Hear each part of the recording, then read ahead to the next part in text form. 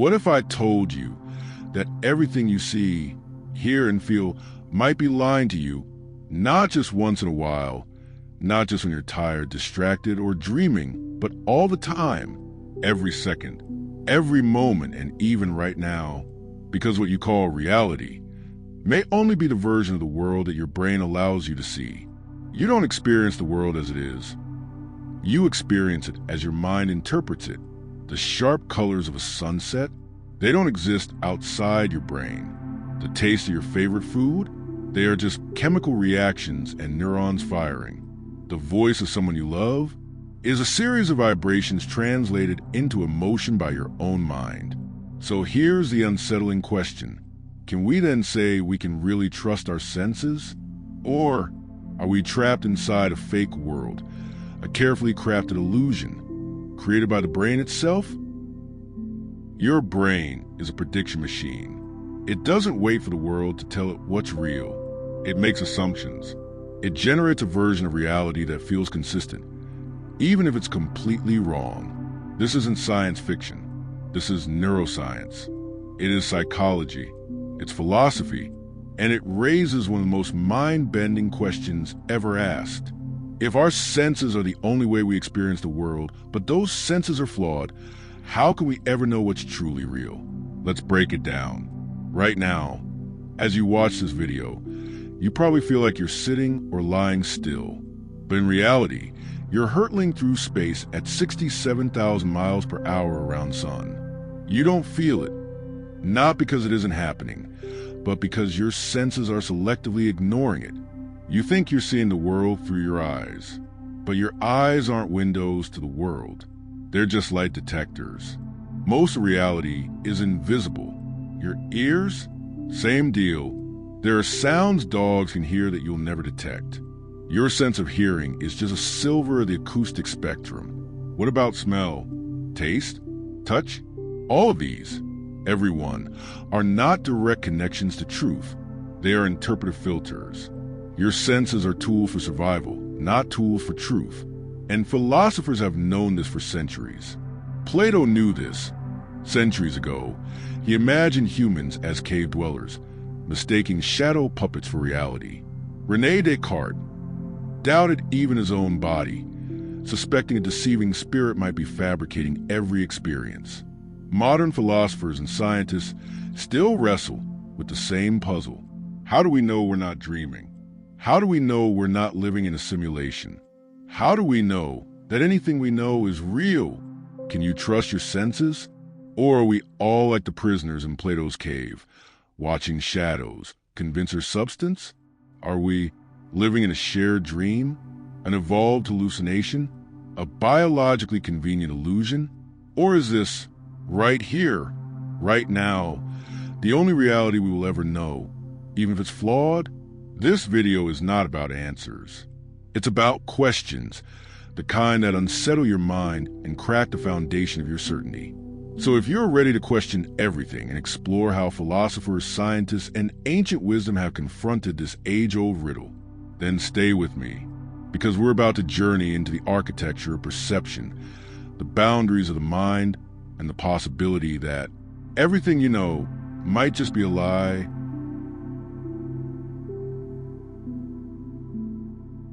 To understand reality, we rely on our five senses: sight, sound, touch, taste, smell. These senses act like gateways, the only channels through which the outside world enters a mind. Everything you know about the world, every belief, every observation, every memory, comes from some form of sensory experience. What if I told you all five of those senses can be deceived? What if the information you're receiving from the world is inaccurate, misleading, or incomplete? That's exactly the concern of one of the greatest philosophers of all time, René Descartes. In the 17th century, René Descartes, the father of modern Western philosophy, launched a radical inquiry into truth. He asked the simple, terrifying question, what can I know for certain? In his famous work Meditations on First Philosophy, he wrote, The senses deceive from time to time, and it is prudent never to trust wholly those who have deceived us even once. Let's sit with that. If your senses, your eyes, ears, skin, tongue, and nose can deceive you even once, how can you ever be completely sure that they're telling the truth at all? You wouldn't trust a friend who lied to you regularly. So why do we unquestioningly trust our senses? Descartes noticed something critical. Our senses aren't flawless. We've all mistaken a rope for a snake in the dark, heard our name in the wind when no one called. Descartes realized, if it's possible for our senses to be wrong, then they can't be the foundation of certainty. That's why he famously concluded, cogito, ergo sum, I think, therefore I am. In other words, the only thing he could not doubt was the fact that he was doubting. Everything else, everything learned from the senses, was suspect. At its core, the problem of perception asks this. If we only ever experience the world through our senses, and those senses can be mistaken, how can we be sure that our perception of the world is accurate? Let's break it down. When you look at a tree, you assume you're seeing the tree as it really is. But you're not. You're seeing light bouncing off the tree, entering your eyes, being flipped upside down by your lenses, converted into electrical signals, and interpreted by your brain. The image in your mind isn't the tree itself. It's a neural representation of a tree. This means you're not seeing the object directly. You're seeing your brain's best guess of what's out there. Same goes for sound. To illustrate how unreliable our perception can be, let's look at the phantom limb syndrome. As incredible as the phantom limb syndrome sound, people who lose limbs sometimes still feel them. Itching, aching, even cramping. How? Because the sensation of the limb isn't in the limb. It's in the brain. This proves perception isn't tied to external truth. It can be generated entirely internally. Now, philosophers have long debated whether we perceive the world directly or indirectly. Direct realism says we see the world as it is. The tree you see is really there, and you're experiencing it exactly.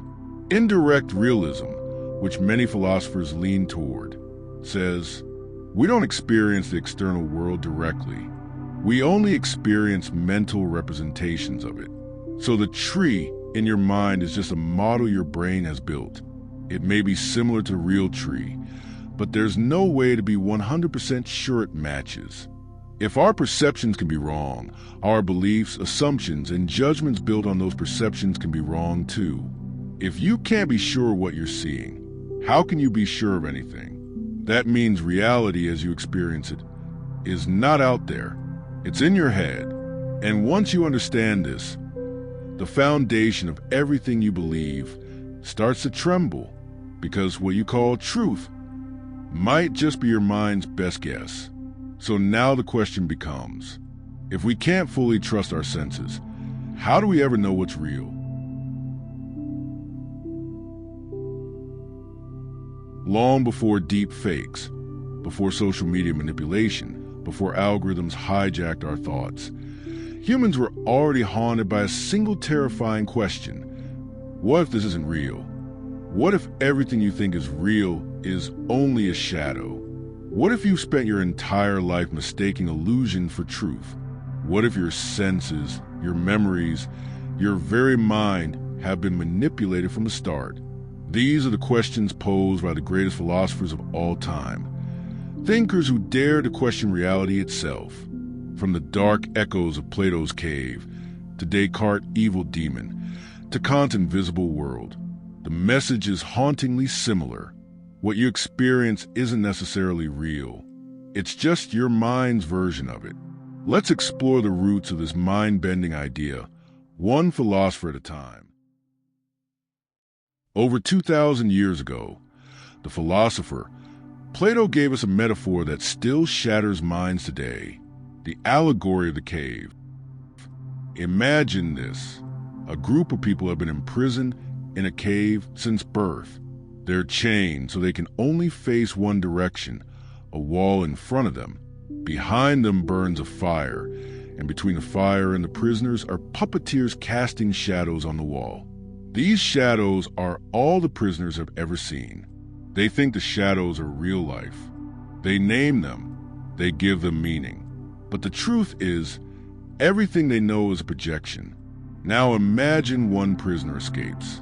He turns around. He sees the fire, the puppets, and eventually he walks out of the cave and into the sunlight. Suddenly, he realizes the world he thought was real was only an illusion, a show, a lie. What Plato is saying is devastating. Most people live and die staring at shadows, and they never realize it.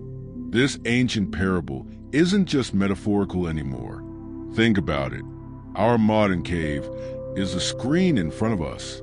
Our shadows are reels like filtered selfies, news feeds, and most of us never leave the cave. Immanuel Kant, the German philosopher who changed the course of Western thought, didn't claim that our senses are evil or manipulated.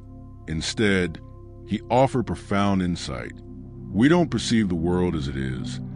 We perceive the world as it appears to us. He divided reality into two layers. Phenomenon, this is the world as we experience it through our senses. Noumenon, this is the world as it actually is, independent of human perception. Kant argued that we can never access the noumenal world directly. Why? Because our perception is shaped by the filters of our mind. Things like time, space, cause, and effect. In other words, your brain constructs your experience of reality.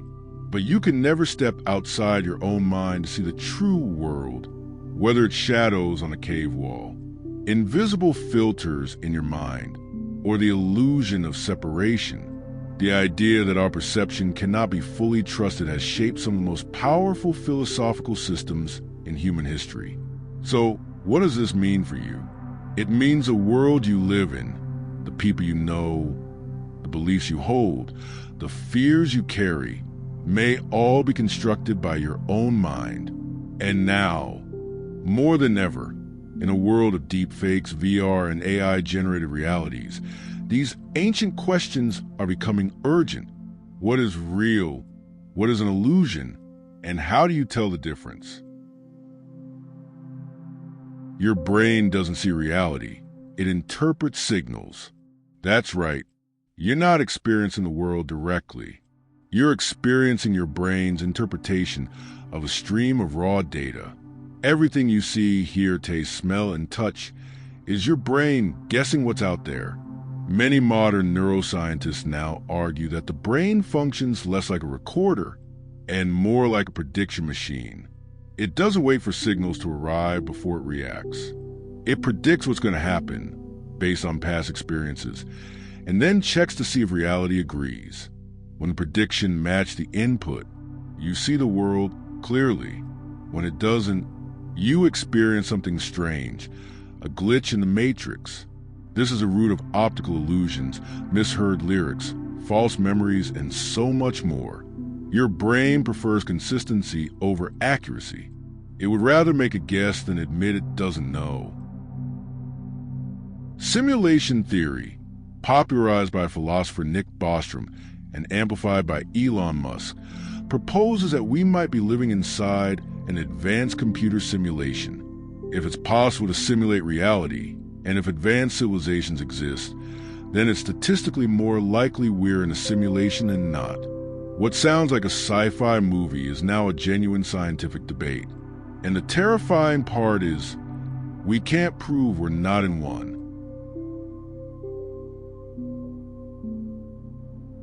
Virtual reality, augmented reality, deepfakes, AI-generated images and voices, all designed to trick your senses with terrifying precision. You can put on a headset, and your body reacts to things that aren't there. Your brain doesn't care if it's real. If the signals feel right, it believes. It begs a question. Are we constructing a second layer of illusion on top of the one nature already gave us? Just as your brain creates a version of reality, Now technology is creating a version of that version. How long before the lines between the real and the virtual blur completely? So the question isn't just, can we trust our senses? The real question is, what is reality? If it only exists in the mind, you might be thinking, okay, fine, reality could be fake, but I still have to wake up, go to work, feed my kids, and pay the bills. What good is all this? Once you realize reality might be an illusion, you stop being its prisoner. You become aware. You question your assumptions. You question the narratives you're fed. You become harder to deceive by the media, by culture, by your own ego. You listen deeply to others because their reality is shaped differently. You use the illusion as a tool, not a trap. You find purpose in the present. Whether real or not, it's yours to shape. Because if everything you know is an illusion, then you have the power to choose a beautiful one. In the past, reality deceived us with shadows and dreams. But now, we build the illusion ourselves. And it's more beautiful, addictive, and dangerous than anything nature ever created. This is no longer just philosophy or psychology. This is the age of artificial illusion, where we have turned the flaws in our perception into billion-dollar industries. Welcome to the fake worlds we built, world designed not to show us truth, but to hold our attention, to sell, to seduce, and to manipulate. The internet gave us something extraordinary, freedom, but freedom without wisdom quickly mutates into chaos. Now, every person lives inside their own private echo chamber, tailored by algorithms, filtered by preference, and sealed off from opposing views. You search climate change and get your version of the truth. You look up a news story, and the results change based on your location, your beliefs, your behavior. The internet didn't just decentralize knowledge, it fractured reality. We no longer live in one world. We live in millions of parallel mental worlds, none of which can be fully trusted. What started as a way to connect became the most powerful illusion machine of all time. Instagram, TikTok, Snapchat, Facebook, they don't just show us life, they reshape it. You see the highlight reel of others and compare it to your behind-the-scenes mess. The result? Anxiety, depression, loneliness, a warped sense of identity. Social media sells you the illusion of perfection, then convinces you you're failing for not living it. But it's all performance because everyone is starring in their own fake reality show while forgetting that no one is watching the bloopers. Remember when seeing was believing? Those days are over. With deep fake technology, artificial intelligence can now put words in the mouth of any politician, recreate the face of a deceased actor. You can no longer trust video or audio as evidence of truth. We are approaching a moment where everything can be faked, including people. The line between real and fake isn't blurring, it's vanishing. And once it's gone, who decides what's true? If social media reshaped how we present ourselves, virtual reality is changing where we exist. With a headset on, you can walk on Mars, swim with whales, or fight zombies without leaving your bedroom. It's thrilling, immersive, and increasingly indistinguishable from waking life. But here's the deeper question. If you spend 6 hours a day in a virtual world, which world is your real one? This isn't escapism. It's colonization of your attention, of your habits, of your identity. Because in VR, everything you see, hear, and feel is designed. Reality becomes optional, and control becomes absolute. These fake worlds aren't free. You pay for them, but not with money. You pay with your time, your data, your mind. Every scroll, every click, every moment spent inside a virtual echo chamber is monetized. Your preferences are tracked. Your fears are mapped. Your weaknesses are targeted. Advertisers and platforms don't want you to be informed. They want you to be engaged. And the best way to keep you hooked? Feed you a world that feels real, but isn't. That's the economy now. Attention is the product. Illusion is the service. And if you're not aware of it, you're the one being sold. The solution isn't to smash your phone or move to a cabin in the woods. It's to develop digital awareness, to learn how to navigate illusion without drowning in it. Because illusion isn't going away. It's getting stronger, smarter, more seductive. And in a world where everything can be faked, being real is revolutionary. If reality is fake, who made it that way and why? If the world is fake, someone had to fake it. If our perception has been hijacked, someone had to fly the plane. If reality is a cage, someone hold the keys. This isn't just a philosophical crisis or a technological accident. This is power, quietly dressed as entertainment, convenience, and freedom. In every illusion, there's an architect, and behind every manipulated reality, there's someone who profits from your confusion. Thousands of years ago, emperors and priests created myths to control empires, not because they were evil, but because they understood something deep. Control perception, and you control behavior. Control belief, and you control destiny.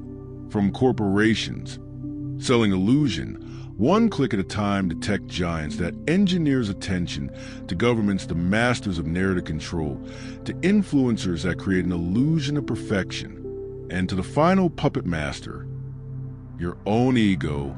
The strategy has not changed, only the symbols did. Now it's not robes and scrolls, it's screens and algorithms. But the illusion still serves the same goal: keep you compliant, keep you distracted, keep you asleep. Once you see the illusion, you can't unsee it. And that awareness is dangerous. Not to you, to the ones who benefit from your blindness. If it's all an illusion, how should we live? You doubt everything until proven.